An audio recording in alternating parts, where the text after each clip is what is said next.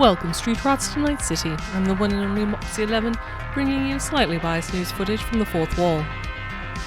The group was waiting to hear from Swag about the BDs we pulled from Fuyutsuki Tower. We checked out some places to live and potential headquarters locations, as well as picked up a new job. Now when we check in, Bajir is about to meet with the Nomads, picking up Rex and deciding to take my car to the camp in the Badlands.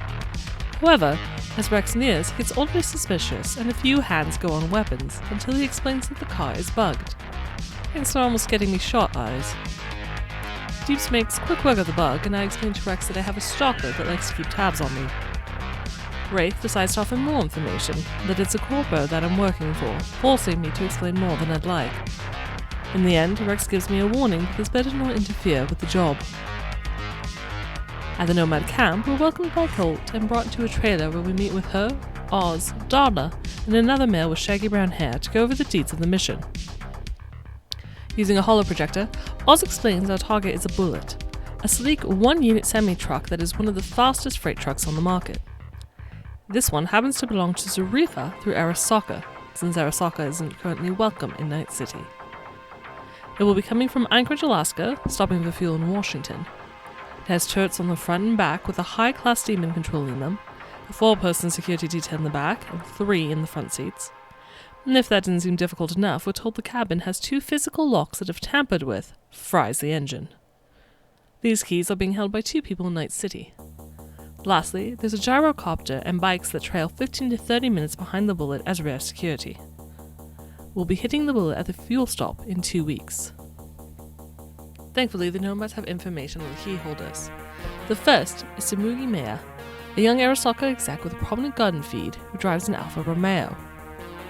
Second is Takashi Yamashita, an 80-year-old man living somewhere in Night City.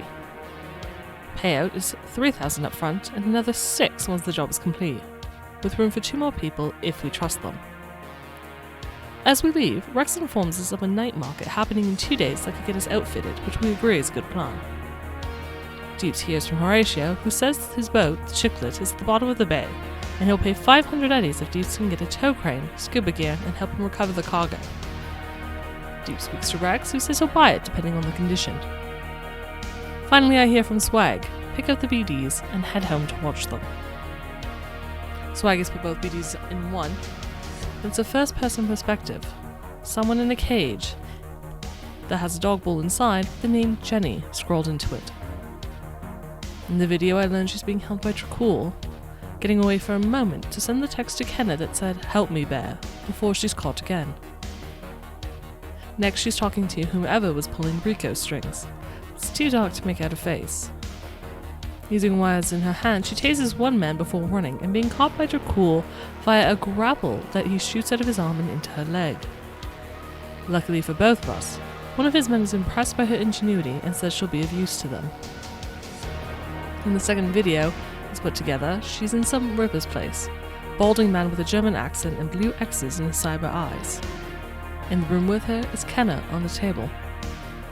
Kenna tells Jenny she has to kill him, and speaks to Wraith and I via Jenny, telling us to get her out. After she kills him as a mercy, she tells us not to come for her. She just wanted us to know what happened. The following day, Deep sees Pons and gets cybernetic eyes so he can run without needing goggles and be a bit less conspicuous. Wraith and Deeps rent out one of Rex's 2-bedroom apartments above Pons' building, while I pay my friend a visit asking him if he knows any German doctors. Pons comes through for me with the name Edward Voigt. To watch the story unfold live, tune to Saves First Death every Saturday at 10 PM Eastern at twitch.tv/SavesFirstDeath.